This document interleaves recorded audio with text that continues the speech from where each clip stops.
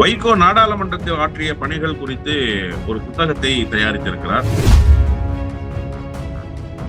விஜயை அழைத்து அந்த புத்தகத்தை வெளியிடுவதற்கு ஏற்பாடுகளை செய்கிறார். சிபி ராதாகிருஷ்ணனை அழைப்பதற்கு ஒரு லாபி செய்கிறாரு. பாஜகவுக்கும் தவேகாவுக்கும் ஒரு இணக்கமான போக்கு ஏற்படும். நீங்க திமுகவை முற்றிலுமாக தவிர்க்கிறீங்க. பாஜகவோடு திமுக சேரப்போகிறது, திமுக சேர்ந்து அது ஆட்சியை கவிழ்க்க பார்க்கிறது என்கிற அபாண்டமான குற்றச்சாட்டை திமுகவின் மீது வைகோ வைத்துக் கொண்டிருக்கிறார்.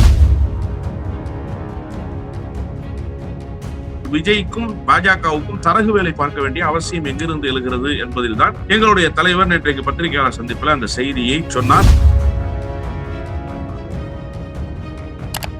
விஜய்க்காக இவ்வளவு முட்டுக் கொடுக்கிற ஒரு முட்டாளை போல மாறி இருக்கிறார்னா அப்ப நீங்க வைகோவினுடைய நிலைமை என்னன்றத புரிஞ்சுக்கணும். உலக செய்திகளையும் அகில இந்திய செய்திகளையும் எல்லோருடைய பார்வைக்கும் கொண்டு சேர்க்கக்கூடிய நியூஸ் போக்கஸ் தமிழ் ஊடகத்துக்கு உங்களுடைய பேராதரவை தர வேண்டும்.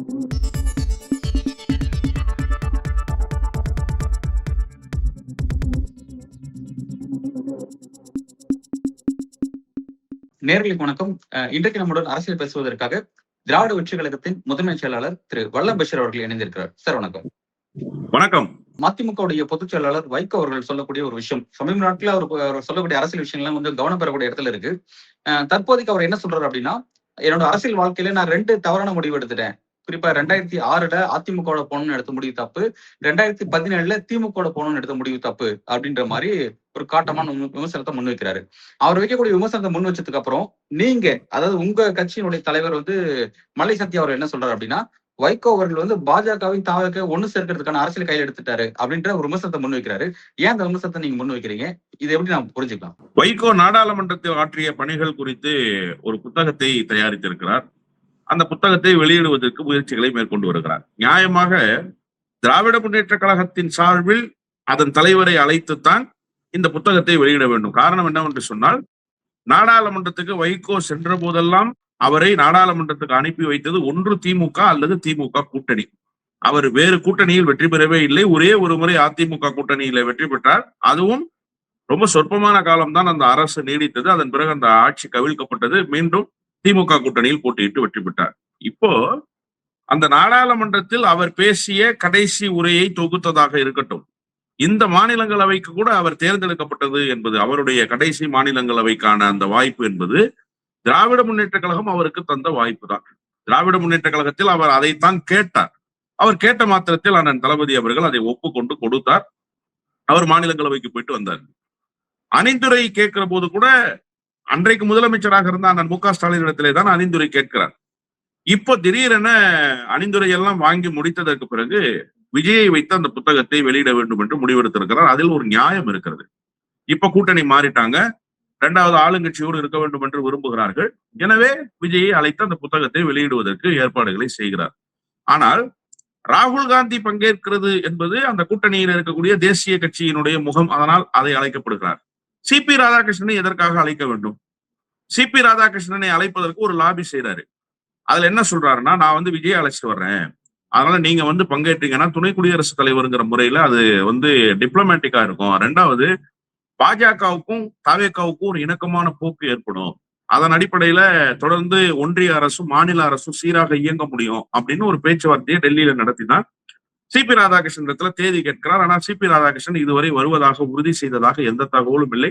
ஜோசப் விஜய் போகிறார் என்கிற செய்தி நேற்றைக்கு அவர் விஜயை சந்தித்து விட்டு வந்ததற்கு பிறகு ரெக்கை கட்டி பறக்கிறது. விஜயும் போக போகிறாரா இல்லையா என்பது தெரியாது. ராகுல் பங்கேற்க போகிறார் என்று சொல்கிறார்கள்.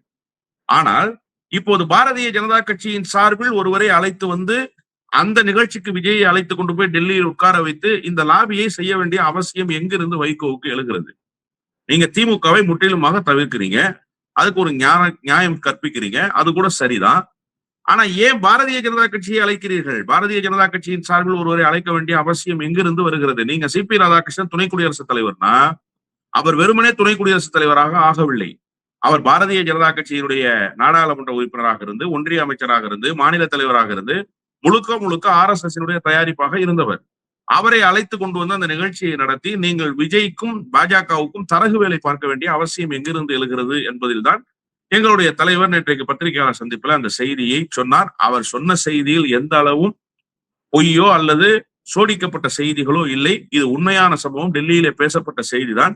இல்லை என்று வைகோ வேண்டுமானால் மறுக்கட்டும். ஒரு இணக்கமான போக்கை இந்த நிகழ்வில் ஏற்படுத்துவோம் என்று அவரே பேசினார். பேசியது மட்டுமில்லாமல் சென்னைக்கு விமான நிலையத்துக்கு வந்து இறங்கினார்.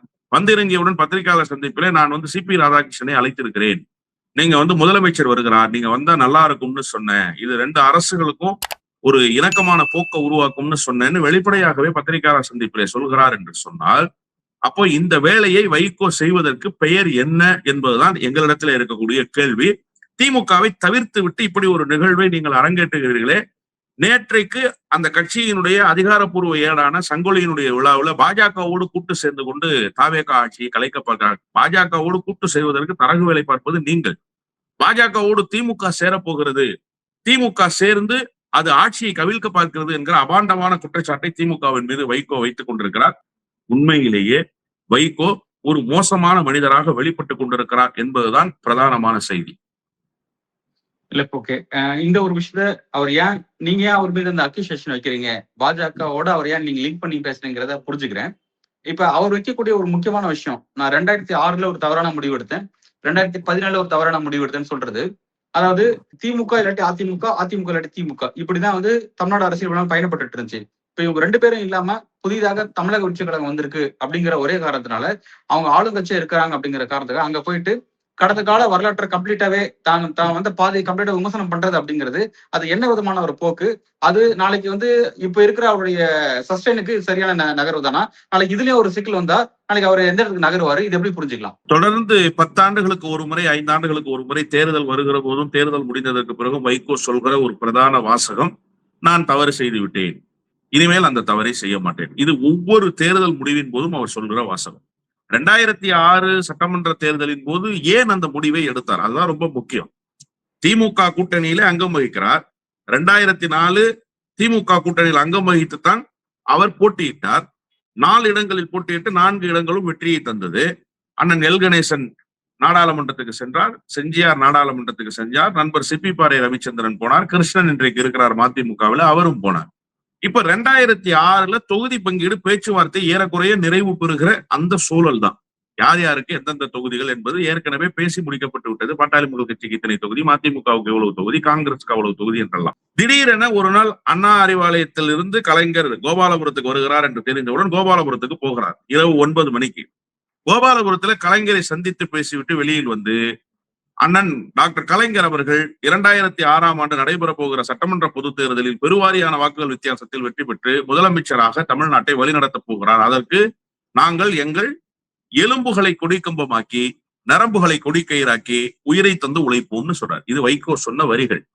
சொல்லிட்டு மறாவது நாள் திருச்சி மாநாட்டுக்கு வருவதாக ஒப்புதல் தந்துவிட்டு மறுநாள் காலை 2 நாட்கள் இடைவெளியில மறுநாள் காலை என்ன பண்றாருன்னா போயஸ் கார்டன் இல்லத்துக்கு ஜெயலலிதா அம்மையாரை சந்திப்பதற்கு புறப்பட்டு போறார். ஜெயலலிதா அம்மையாரை சந்தித்து 35 இடங்கள் என்று பேசி முடிவாகி ஒப்பந்தம் கையெழுத்தாக வெளியில் வந்து பத்திரிகையாளர்களை சந்திக்கிறார். பத்திரிகையாளர்கள் கேட்கிறார்கள், 2 நாட்களுக்கு முந்திதானே நீங்க வந்து அண்ணன் கலைஞர் அவர்களை முதலமைச்சராக்குவதற்கு நான் அரும்பாடுபடுவேன்னு சொன்னீங்க, இப்ப இந்த மாதிரி ஒரு நிலைப்பாடு எடுத்திருக்கீங்கன்னு 2 நாள்ல என்ன சொல்றாருன்னா, எங்களுடைய கணக்கையும் காட்டி மந்திரி பதவி வாங்கிட்டாரு, எங்களுடைய மாவட்ட செயலாளரை விலை பேசினாரு அப்படின்னு ஒரு குற்றச்சாட்டை வைக்கிறாரு. மந்திரி பதவி என்பது 2006 ஐக்கிய முற்போக்கு கூட்டணி அரசுல கலைஞர் அவர்களினுடைய வியூகத்துக்கு கிடைத்த வெற்றியின் அடிப்படையில் அமைச்சரவை பொறுப்புகள் இலாக்காக்கள் திமுகவுக்கு தரப்பட்டுச்சு, பாட்டாளி மக்கள் கட்சிக்கும் தரப்பட்டுச்சு. மதிமுகவுக்கு தருவதற்கு தயாராக இருந்த போது வைகோ என்ன செய்தாருன்னா, மதிமுகவில் தான் வெற்றி பெறவில்லை, தன்னுடைய சகாக்கள் இந்த முறை அமைச்சர் பொறுப்பை வாங்கிவிடக் கூடாது என்பதில் உறுதியா இருந்தார். ஏன்னா அதுக்கு முன்பு மரபுசாரா எரிசக்தித்துறை அமைச்சரா அண்ணன் கண்ணப்பனும் நிதித்துறை இணையமைச்சரா அண்ணன் செஞ்சியாரும் இருந்தாங்க. இந்த முறை எல்ஜியும் செஞ்சியாரும் அமைச்சராகிவிடக் கூடாது என்பதற்காகவே அமைச்சரவையில் நாங்கள் இடம்பெற மாட்டோம் என்று சொல்லி மாவட்ட செயலாளர் கூட்டத்துல, உயர்நிலை குழு கூட்டத்துல இவர் தான் தீர்மானம் போடுறாரு. தீர்மானம் போட்டுட்டு அதை போய் சோனியா காந்தி அம்மையார்ட்ட சொல்லி நாங்க அமைச்சரவையில பங்கேற்கல, உங்களுக்கு தார்மீக அடிப்படையில் ஆதரவு தருவோம்னு சொல்லிட்டாரு. தார்மீக அடிப்படையில் ஆதரவுன்னு சொன்னதற்கு பிறகு மதிமுகவினுடைய கணக்கை காட்டி திமுக எங்கிருந்து அமைச்சர் பதவியை பெற முடியும்? திமுக அமைச்சர் பதவியை பெற்றா அது இவருக்கு அவ்வளவு சீக்கிரமாக செய்தி வராமல் போய்விடுமா என்ன? இவர் ஏன் இத்தனை நாட்களாக அதை தடுத்து நிறுத்தல? 2004 தேர்தலுக்கும் 2006 தேர்தலுக்கும் இடைப்பட்ட காலகட்டம் என்பது 2 ஆண்டுகள். அந்த 2 ஆண்டுகள் வாயில் எதை வைத்துக் கொண்டிருந்தார் வைகோ? ஏன் பேசல? 2006 திடீர்னு வந்து பேசுறார். அப்போ அந்த 2 நாட்களில் நடந்த பேரம் என்ன என்று சொன்னால், 40 கோடி ரூபாயை ஜெயலலிதா அம்மையாரிடம் பெற்றுக்கொண்டு கூட்டணிக்கு போனார் வைகோ என்பதுதான் பிரதானமான செய்தி.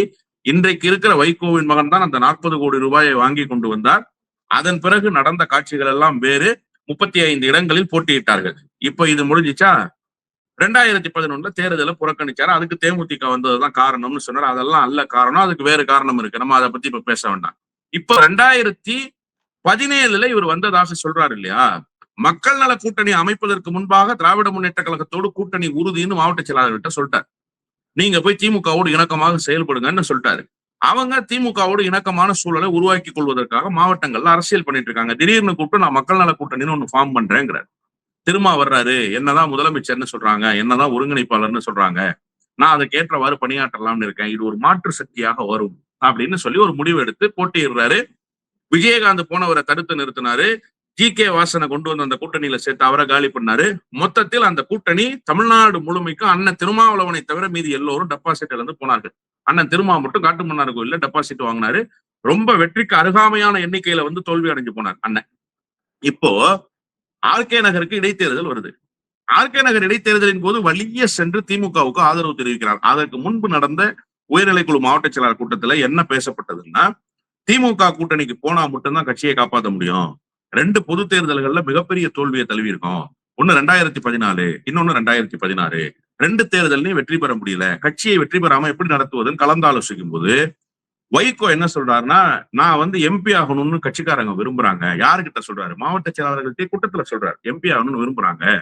அப்ப நான் திமுகவுக்கு போனா எம்பி ஆகிறதுக்கான வாய்ப்பு வருமா? நீங்க எல்லாரும் என்ன நினைக்கிறீங்கன்னு கேட்கும்போது, கண்டிப்பாக உங்களுக்கு வாய்ப்பு வரும்னு கட்சிக்காரங்க சொன்னா, தனக்கு எம்பி பதவி வேண்டும் என்பதற்காக திமுக கூட்டணிக்கு போனார். போனது போலவே எதை நினைத்து போனாரோ அதை சாதித்தார். ஒரு மாநிலங்களவையும் ஒரு மக்களவையும் அவருக்கு கிடைச்சது. அதன் பிறகு 2024 தன்னுடைய மகனை எம்பி ஆக்குவதற்காக திமுக கூட்டணியில இருந்தார். அப்போ உங்களுடைய பயனுக்காக நீங்கள் அரசியலில் ஆதாயம் அடைய வேண்டும் என்பதற்காக கூட்டணி வச்சுட்டு அதனுடைய பதவி சுகத்தை அனுபவிச்சுட்டு இப்ப வந்து நான் வந்து தப்பு பண்ணிட்டேன், 2 பெரிய தப்பு பண்ணிருக்கேன் அப்படின்னா என்ன அர்த்தம்? அது எப்படி நியாயமாக இருக்கும்? அப்ப நீங்க பெற்றுக்கொண்ட பதவிகள், உங்க பையன் இன்னைக்கு நாடாளுமன்ற உறுப்பினராக இருக்காரு, அன்னைக்கு நீங்க வந்து ஒத்த பைசா செலவு இல்லாம யார் இடத்துலயும் போய் ஓட்டு கேட்க வேண்டிய நிலைமை இல்லாம மாநிலங்களவைக்கு நீங்க போனீங்க. இதெல்லாம் யார் சார் கொடுத்தா? திமுக தானே கொடுத்துச்சு. அப்ப அந்த முடிவை தவறு என்று இப்போது சொல்ல வேண்டிய அவசியம் எங்க இருந்து எழுதுன்னா, வைகோ எப்போதுமே தேர்தலுக்கு தேர்தல் இதை செய்வார். அணிமாறுகிற வேலையை செய்கிற போது நான் தவறு செய்து விட்டேன் என்று சொல்லி தொண்டர்களை ஏமாற்றுவார். நீங்க வேண்டுமானால் பாருங்கள், இன்னும் 5 ஆண்டுகள் கழித்து தவேக கூட்டணியிலிருந்து வெளியேறுகிற போது நான் செய்த மிகப்பெரிய தவறு 2026 தவேகாவோடு அங்கம் வகித்ததுதான், தவேக கூட்டணியில் இடம்பெற்றதுதான்ங்கிற செய்தியை மிக விரைவில் அவர் சொல்வார். காத்திருக்கும். இந்த மாதிரி தொடர்ச்சியா வந்து ஒவ்வொரு காலகட்டத்திலயும் ஒரு முடிவு எடுத்துட்டு அப்புறம் வந்து அதோட பலனை அனுபவிச்சுட்டு அப்புறம் அது வேண்டாம் முடிவு எடுக்கும் பொழுது இப்படி வந்து ஒரு காரணம் சொல்றது அப்படிங்கிறது தொண்டர்களுக்கும் பாக்குற மக்களுக்கும் அது என்ன விதமான விஷயத்தை ஏற்படுத்தும். இப்படியே போச்சுன்னா கட்சிக்கு அப்படி கரைஞ்சிட்டே போகுமே, அவர் மீதான அந்த கிரெடிபிலிட்டிங்கிறது குறையுமே. இதெல்லாம் வந்து அவர் யோசிக்கவே இல்லையா? அதாவது வைகோ வந்து எதை பற்றியும் கவலைப்படாமல் தன்னுடைய சுயலாப கணக்குகளை மட்டுமே கணக்கில் கொண்டு அரசியல் கட்சி நடத்துறார். சார், அருள்நிதியினுடைய திருமணம், மரியாதைக்குரிய அண்ணன் மு க ஸ்டாலின் அவர்களும் அவருடைய சகோதரர் மு க தமிழரசும் வீட்டுக்கு வர்றாங்க. வீட்டுக்கு வந்து திருமண அழைப்புதலை கொடுத்துட்டு கலைஞருக்கு போன் போட்டு கொடுக்குறாங்க. கலைஞர் போன்ல பேசுறாரு. அவர்கிட்ட சொல்றாரு, அண்ணன் கல்யாணத்துக்கும் வர்றனே, கூட்டணிக்கும் வர்றனே, ரொம்ப மகிழ்ச்சினே உங்களோட திரும்ப சேர்றதுன்னு சொல்றாரு. சொல்லிவிட்டு அந்த திருமணத்தில் போய் பங்கேற்கிறார். பங்கேற்பதற்கு முன்பாக மாவட்ட செயலாளர் கூட்டத்தை கூட்டி தான் திமுக கூட்டணியில் நாம அங்கம் வகிக்க போறோம் அப்படிங்கிற செய்தியை சொல்றாரு. திருமண வீட்டுக்கு போயிட்டு வந்த பிறகும் கார்ல வரும்போது திமுக கூட்டணியில நம்ம அங்கம் வகிக்கலாம், கலைஞர் ரொம்ப மகிழ்ச்சியா இருக்காரு, நம்மள நல்லா ரிசீவ் பண்றாரு, மீண்டும் கட்சியை காப்பாற்றுவதற்கு ஒரு வாய்ப்பு கிடைச்சிருச்சுன்னு சொல்றாரு. சொல்லி முடிச்சுட்டு திடீரென 1500 கோடி ரூபாயை ஜெயலலிதா அம்மையார் கொடுத்து அனுப்பியதன் பிறகு மக்கள் நல கூட்டணிங்கிற முடிவுக்கு வர்றாரு. திருமாவளவன் சொல்லிட்டாரு, முத்தரசன் சொல்றாரு, ஜிஆர் சொல்றாரு அப்படின்னு சொல்லி ஜெயலலிதா அம்மையார் கொடுத்த அஜெண்டாவுக்காக ஒப்புக்கொண்டார் இல்லையா? அப்ப அவர் நியாயமா என்ன நினைச்சிருக்கணும்? இந்த 1500 கோடி வேண்டாம், நம்ம கிரெடிபிலிட்டியை இழந்துருவோம், நம்ம ஏற்கனவே கலைஞரோடு வாக்கு கொடுத்துட்டு வந்திருக்கோம், கலைஞரோடு மேடை ஏறிட்டு வந்திருக்கோம், இந்த நேரத்துல நாம இதை செய்யக்கூடாதுன்னு நினைக்கணும்ல. அதை நினைக்கலையே. 1500 கோடி தான் அவருக்கு பெருசா தெரிஞ்சுது. அதே மாதிரி 2006 தேர்தல்ல நான் உறுதியாக திருச்சி மாநாட்டுக்கு வர்றேன்னு சொன்னவர். அன்றைக்கு நான் மதிமுகவுடைய நகர செயலாளர். என்கிட்ட என்ன சொல்றாருன்னா, திருச்சியில மாநாடு, அதனால திருச்சியில தங்க முடியாது, தஞ்சாவூர் சங்கத்துல நீங்க ரூம் போட்டுருங்க, ஆண்டி வேலை நம்ம திருச்சி அட்டன் பண்ணிட்டு திரும்பி தஞ்சாவூர்ல தங்கிட்டு அங்கிருந்து நான் கார்ல புறப்படுறேன்னு சொல்றாரு. அவருக்கு சங்கம் ஹோட்டல்ல ரூம் எல்லாம் போட்டாச்சு. ஆனா காலையில ஸ்க்ரோல் ஓடிக்கிட்டு இருக்கு ஜெயா டிவில, இவர் திமுக கூட்டணியிலிருந்து விலகி அதிமுக கூட்டணியில அங்கம் வைக்கிறாருன்னு. அப்ப கிரெடிபிலிட்டியை இழந்துருவோம் அப்படின்னு அவர் நினைத்திருந்தா, மாநாட்டுக்கு வர்றேன்னு சொல்லி ரூம் போட சொல்லிட்டு, கலைஞரை 2 நாளைக்கு முன்னாடி சந்திச்சு உறுதியாக நான் மாநாட்டுக்கு வர்றேன், கூட்டணியில இடம்பெறேன்னு சொல்லிட்டு, தொகுதி பங்கீடு பேச்சுவார்த்தைக்கெல்லாம் உடன்பட்டுட்டு, ஏன் இந்த 40 கோடி ரூபாய்க்கு ஆசைப்பட்டு போனாரு? அப்ப வைகோவினுடைய நோக்கம் என்பதே பணம் தான். பொருளாதார பயனடைவது மட்டும்தான் அவர் கட்சி நடத்துவதனுடைய நோக்கமே தவிர, இந்த கெட்ட பேர் வந்துடும், இந்த அவப்பெயரை எப்படி நம்ம சரி செய்து அவப்பெயரை எப்படி சரி செய்துக்க போறோம்னு ஒரு நினைத்திருந்தா, இந்த கூவுவாரா விஜய்க்காக? என்ன சொல்றாரு? நான் வாழும் கேடயமாக இருப்பேன், ஆட்சியை கலைச்சிங்கன்னா நான் சேலஞ்ச் பண்றேன். ஏன்னா நீங்க என்ன அடியாளா? நீங்க என்ன அடியாள் வேலை பாக்குறதே உங்களுக்கு வேலையா? நீங்க ஒரு கட்சியினுடைய தலைவர் மாதிரியே பேசலையே. தமிழ்நாட்டினுடைய மூத்த அரசியல் தலைவருங்கிற வயது மூப்பின் அடிப்படையில் கூட நீங்க பேசலையே. ஒரு நாளாந்தர பேச்சாளரை மாதிரி நீங்க பேசிட்டு திரிறீங்களே.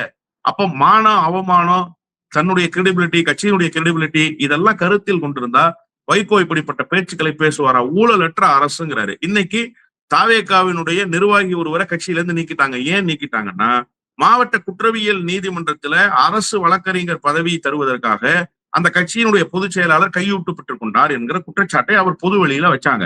அந்த அம்மையார் பொது வெளியில வச்சதுனால இன்னைக்கு நீக்கிட்டாங்க. அப்போ அரசு வழக்கறிஞர் பதவி பெறுவதற்கே பணம் பெறுகிற ஒரு கட்சி எப்படி ஊழலற்ற ஆட்சியை தர முடியும்? நேற்றைக்கு சொல்றாரு, ஊழலற்ற ஆட்சியை தந்து கொண்டிருக்கிறார்கள், வேரோடு அறுத்துட்டாரு ஊழலை அப்படின்றாரு. அவருடைய சொந்த காருக்கே வரி கட்டாமல் வரி ஏய்ப்பு செய்த நபர் விஜய். விஜயினுடைய பயணம் என்ன அப்படிங்கிறதெல்லாம் தமிழ்நாட்டு மக்களுக்கு நன்றாக தெரியும். தெரிந்ததற்கு பிறகு விஜய்க்காக இவ்வளவு முட்டுக் கொடுக்கிற ஒரு முட்டாளை போல மாறி இருக்கிறாருன்னா, அப்ப நீங்க வைகோவினுடைய நிலைமை என்னன்றதை புரிஞ்சுக்கணும். வைகோ என்கிற மனிதர் தன்னுடைய ஆதாயத்துக்காக எத்தகைய பணியையும் செய்ய துணிவார், எவ்வளவு மோசமான வேலைக்கும் போவார், எவ்வளவு மோசமான பேச்சுக்களையும் பேசுவார், அடியாள் வேலை கூட செய்வதற்கு தயாராக இருப்பார் என்பதற்கு அவருடைய சமீபத்திய நகர்வுகளே சாட்சியாக இருக்கு. ஓகே, இப்ப என்னோட இறுதி கேள்வி என்னன்னா, இப்ப இவர் எடுக்கக்கூடிய ஸ்டாண்டு, அவரோட தொண்டர்களையும் கன்வின்ஸ் பண்ணிடுதா, நிர்வாகியும் கன்வின்ஸ் பண்ணிடுதா? அவங்க எல்லாம் எப்படி தொடர்ச்சியா அவர் பின்னாடி பயணிச்சுட்டே இருக்காங்க. அப்படி அவங்களுக்கு சொன்னக்கு வர ஆரம்பிக்கும்ல, இது எப்படி கன்வின்ஸ் பண்றாரு அவரு அந்த இடத்துல? கட்சியினுடைய பல கட்டங்களில் பல கட்டமான நிர்வாகிகள் போயிட்டாங்க. அந்த கட்சியில இதுவரைக்கும் பொருளாளராக இருந்தவர் யாராவது ஒருத்தர் அந்த கட்சியில நீடிச்சிருக்காங்களான்னு கேளுங்க. அண்ணன் கண்ணப்பன் பொருளாளராக இருந்தார். அவர் ஏன் தொடர முடியல? தொடராம ஏன் போனாரு? அதற்கு பிறகு அண்ணன் மாசிலாமணி இருந்தார். அவர் ஏன் தொடராம போனாரு? அதற்கு பிறகு அந்த கட்சிக்கு பொருளாளரா வந்தவர் அண்ணன் கணேசமூர்த்தி, அவரை கொன்னே போட்டீங்க. இப்படி அந்த கட்சியினுடைய தலைமை கழக நிர்வாகிகள் இருக்காங்கல்ல, 3 துணை பொதுச் செயலாளர், இப்ப பண்ணி பலகுட்டி போட்டது மாதிரி துணை பொதுச் செயலாளர்களை வசதிக்கு ஏற்ப போட்டுக்கிட்டாங்கன்னு வச்சுக்கோங்க. அந்த துணை பொதுச் செயலாளருங்கிற பொறுப்பையே அப்படி ஆக்கிட்டாங்க. நிறைய பொறுப்புகளை போட்டாங்கிறதுக்காக நான் சொல்ல வந்தேன், தவறான அர்த்தத்துல சொல்ல வரல. அப்போ அன்றைக்கு இருந்த துணை பொதுச் செயலாளர்கள் யார் இவர்களோடு இருந்தார்கள்? இப்ப கூட அந்த கட்சியினுடைய மாவட்ட செயலாளர்கள் பலரும் வெளியேறிவிட்டாங்க. அண்ணன் ஜோயல் இருந்தார், இன்னைக்கு திமுகவினுடைய இளைஞரணி துணை அமைப்பாளர். ஏன் வெளியேறினாரு? சரவணன், மறைந்த நெல்லை சரவணன் ஏன் வெளியேறினாரு? தில்லை செல்வம் ஏன் வெளியேறினாரு? இப்படி வரிசையாக வெளியேறியவர்களுடைய எண்ணிக்கையை பட்டியல் போட்டீங்கன்னா அண்ணன் கலைப்புலி தானுல இப்படி எத்தனையோ பேர், எத்தனையோ தலகர்த்தர்கள். எல்ஜி ஏன் வெளியேறினார்? கண்ணப்பன் ஏன் வெளியேறினாரு? கம்ப ராமகிருஷ்ணன் ஏன் வெளியேறினாரு? ஒரு பெரிய நெடிய பட்டியலையே போட முடியும். அவ்வளவு பேர் வெளில போயிட்டாங்க. ஆனா வைகோ கிட்ட ஒரு கேரக்டர் உண்டு. என்னன்னு கேட்டீங்கன்னா, கட்சிக்காரங்க கொஞ்சம் அப்செட் ஆகுறாங்க அப்படின்னு தெரிஞ்சா என்ன பண்ணுவாரு? வீட்டுக்கு போய் காலில் விழுந்து அழுதுருவார். தான் செய்த தவறை மறைப்பதற்கு அவர்கள் கைகாலை பிடித்து கெஞ்சுவார். இப்ப கூட என்ன பண்ணிருக்காருன்னா, தென் சென்னையில ஒரு மாவட்ட செயலாளர் ராஜினாமா பண்ணிட்டு போயிட்டார். ராஜினாமா பண்ணிட்டாருன்னு தெரிஞ்ச உடனே வீட்டுக்கு போய் அவங்க மனைவிட்ட உட்கார்ந்து அழுது புலம்பி, என்னுடைய அரசியல் வாழ்க்கையில நான் இப்படி எல்லாம் சந்திச்சது இல்லை, போனது இல்லை, வந்தது இல்லைன்னா கதையெல்லாம் சொல்லி, எனக்கு உடம்பு சரியில்லை, கை கால் நடுக்குதுன்னா சொல்லி அவங்களை ஏமாத்தி பிளாக்மெயில் பண்ணி சொல்ல போனா, நான் என்ன பண்றதுன்னு தெரியல, எனக்கு 2 நாளா தூக்கம் இல்லை, எனக்கு கண்ணெல்லாம் வலிக்குது, தலையெல்லாம் சுத்துதுன்னு சொல்லி அவங்க வீட்டுல எமோஷனல் த்ரெட் கொடுத்து அவரை திரும்பவும் கொண்டு கட்சியில இப்ப சேர்த்திருக்காரு. சேர்த்து ஏதோ உயரிய பொறுப்பெல்லாம் கொடுத்திருக்காரு அப்படின்னு சொல்றாங்க. அப்ப இந்த மாதிரி நடித்து ஏமாற்றுகிற வேலையை தொண்டர்களிடத்தில் நாங்கெல்லாம் அப்படி ஏமாந்து தானே இருந்தோம். இப்பதானே அந்த நாடகங்கள் எல்லாம் இதுக்கப்புறமும் இந்த நாடகத்தை நாம் நம்ப வேண்டிய அவசியம் இல்லை என்ற முடிவுக்கு வந்ததற்கு பிறகுதான் இவர் செய்திருக்கிற ஒவ்வொன்றுக்கும் பின்னால் இருக்கிற காரண காரியங்களை ஆராய வேண்டிய கட்டாயம் எங்கிருந்து எங்களுக்கு வருது? அவருடைய நடிப்பின் மூலமாகத்தானே வந்தது. இப்படி நடித்து நடித்து தொண்டர்களை ஏமாற்றி ரொம்ப சொற்பமான தொண்டர்கள் கட்சியினுடைய பொதுக்குழு சார், கட்சியினுடைய பொதுக்குழு தானே. ஒரு கட்சிக்கு பொதுக்குழு உறுப்பினர் எவ்வளவு பேர் இருக்கணும்? குறைஞ்சபட்சம் 1500 பேர் இருக்கணும் இல்லையா? தமிழ்நாடு முழுக்க கட்சி இருந்தா மாவட்டத்துக்கு 4 பொதுக்குழு உறுப்பினர், 2 செயற்குழு உறுப்பினர், 5 நிர்வாகிகள் அப்படி கணக்கு பண்ணீங்கன்னா 1500 பேர் வரணும் இல்லையா? மாநில நிர்வாகிகள் உட்பட எல்லாரும் சேர்ந்து. இந்த அண்ணா நகர்ல கார்னர்ல ஒரு மண்டபம் இருக்கு, ஆவடி நியூ ஆவடி ரோடுன்னு பேரு அதுக்கு. அந்த மண்டபத்தை நாளைக்கு நீங்க போய் பாருங்க, நியூஸ் போக்கஸ் தமிழ் வாயிலாக போய் பாருங்க. 800 பேர் தான் உட்கார முடியும் அந்த மண்டபத்துல. 800 பேர் உட்கார்ற மண்டபத்துல 800 பேரை நிரப்ப முடியல. மேல இருக்கிற இடம் பூரா காலியா இருக்கு, சீட்டு பூரா காலியா இருக்கு. என்ன பண்ணிட்டாங்கன்னா, அந்த கட்சியினுடைய ஆதரவாளர்களா இணையத்துல எழுதுற ஆட்கள், அந்த கட்சியில பொதுக்குழு உறுப்பினர் இல்லாத அங்கங்க இருக்கிற வட்ட செயலாளர்கள், சின்ன சின்ன பொறுப்புகள்ல இருப்பாங்கல்ல, பொதுக்குழு அந்தஸ்துங்கிறது யாருக்கு? மாநில நிர்வாகி, மாவட்ட நிர்வாகி, பொதுக்குழு, செயற்குழு உறுப்பினர்கள் தானே. அந்த அந்தஸ்து இல்லாதவர்களை எல்லாம் அழைச்சிட்டு வந்து நிரப்பி கூட அந்த மண்டபத்தை நிரப்ப முடியாத நிலைமையில அந்த கட்சி இருக்குன்னா, தொண்டர்கள் எப்படி அவர் கூட இருக்காங்கன்னு நீங்க கேட்ட கேள்விக்கு விடை இதிலேயே வந்துருச்சு. கட்சியினுடைய பொதுக்குழுவை நடத்துவதற்கே தொண்டர்கள் இல்லாத நிலைமையில இருக்காங்க. அதாவது விடிய விடிய பேரணி நடத்திய மதிமுக, லட்சக்கணக்கான மக்களை திரட்டி மாநாடு நடத்திய மதிமுக, இன்றைக்கு பொதுக்குழு உறுப்பினர்களை வைத்து பொதுக்குழு கூட நடத்த முடியாத நிலைமைக்கு வந்திருக்குன்னா வைகோவினுடைய மோசமான நடவடிக்கைகள் தான் காரணம். ரொம்ப சொற்பமான தொண்டர்களை ஏமாற்றி வைத்திருக்கிறார். இதுவும் நீண்ட நாட்களுக்கு இருக்காது என்பதுதான் யதார்த்தமான உண்மை. காலத்துக்கு ஏற்ப ஒவ்வொரு இடத்துல இருந்துட்டு ஒவ்வொரு மாதிரியான கருத்தை ஒரு அரசியல் நிலைப்பாடு எடுக்கிறாரு. இப்ப இவரோட விஷயம் இப்ப மீண்டும் ஒரு முறை எக்ஸ்போஸ் ஆயிருக்கு நீங்க சொல்றீங்க. இப்ப வைகோ அவர்களை பார்த்து திமுக அதிமுக உணர வேண்டியது என்ன? ஏன்னா 2 பேருமே விமர்சனம் பண்றாரு. 2 கட்சிகளும் இவரை பார்த்து உணர வேண்டியது என்ன? அவங்களுக்கு என்ன மெசேஜ் சொல்லலாம்? இனி எந்த காலத்திலும் வைகோ என்கிற பச்சோந்தி உங்களிடத்திலே வந்தால் சேர்த்துக் கொள்ளாதீர்கள். அரசியலில் அனாதையாக்கப்பட வேண்டிய தலைவர் யார் என்று கேட்டால் அது வைகோ தான் என்பதை இனிமேலாவது உணர்ந்து கொள்ளுங்கள். திமுகவும் அதிமுகவும் மாறி மாறி அவரை அரவணைத்ததினுடைய விளைவுதான் இன்றைக்கு அவர் இத்தகைய பேச்சுக்களை பேசிக் கொண்டிருக்கிறார். நான் என்ன கேட்கிறேன், அதிமுக என்கிற கட்சி இல்லை என்று சொன்னால் கட்சி துவங்கிய முதல் தேர்தலிலேயே, நாடாளுமன்ற தேர்தலிலும் சட்டமன்ற தேர்தலிலும் படுதோல்வியை தழுவிய கட்சி அதிமுக. பாட்டாளி மக்கள் கட்சி, வாழபாடி ராமமூர்த்தி தலைமையிலான காங்கிரஸ், இவர்கள் எல்லோரும் சேர்ந்து ஒரு கூட்டு வைத்ததற்கு பிறகு அதிமுகவினுடைய அந்த துணை கொண்டுதான் இவருக்கு நாடாளுமன்ற உறுப்பினர் பொறுப்பு திமுகவிலிருந்து வெளியேறியதற்கு பிறகு முதல்ல கிடைக்குது. நல்லா தெரிஞ்சுக்கணும் நீங்க. திமுக அவர் தொடர்ச்சியாக மாநிலங்களவை உறுப்பினர் ஆகிறாரு. அது முடிந்ததற்கு பிறகு அவரால் நாடாளுமன்றத்துக்கு போக முடியல. நாடாளுமன்ற தேர்தலுக்கு ஒரே நேரத்துல சிவகாசியிலும் விளாத்திக்குளத்திலும் போட்டியிடுறார். விளாத்திக்குளத்துல சட்டமன்ற உறுப்பினருக்கும் சிவகாசியில நாடாளுமன்ற உறுப்பினருக்கும் போட்டியிடுகிறார். 2 இடத்திலையும் தோல்வியை தழுவுறார். இப்படிப்பட்ட நபரை முதலில் நாடாளுமன்றத்துக்கு திமுக அல்லாமல் நாடாளுமன்றத்துக்கு அனுப்பியது அதிமுக இல்லையா? அதன் பிறகு நீண்ட காலமாக அவர் தேர்தலில் வெற்றி பெறவே இல்லை. 2004 தேர்தலில் அவர் போட்டியிடல. 2009 தேர்தலில் போட்டியிட்டு தோல்வி.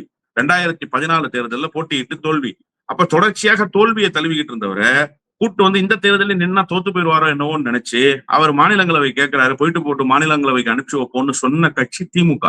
அப்ப அவருக்கு அரசியல் ரீதியாக ஒரு அங்கீகாரத்தை 2 கட்சியும் தந்ததற்கு பிறகு அந்த 2 கட்சியோடு நான் கூட்டணி வைத்தது தவறுன்னு ஒரு மனிதன் நன்றி மறந்து விட்டு பேசுவார் என்று சொன்னால், இந்த நன்றி மறந்த பச்சோந்தியை இனி எந்த காலத்திலும் நீங்கள் சேர்த்துக்கொள்ள தயாராக கூடாது என்பதுதான் நான் அந்த 2 கட்சிக்கு வைக்கக்கூடிய செய்தி. விரிவான உரையாடல். வைகோ அவர்களுடைய அரசியல் நிலைப்பாடை பற்றி நீங்க பல்வேறு காலகட்டத்தில் அவர் எப்படி நிலைப்பாடு எடுத்தாரு, அது மூலமா என்னென்ன தாக்கம் ஏற்பட்டுச்சு அப்படிங்கறதெல்லாம் நீங்க விளக்கி நிற்கீங்க. உங்களோட வருகைங்கிறதுக்கு மிக நன்றி. நன்றி.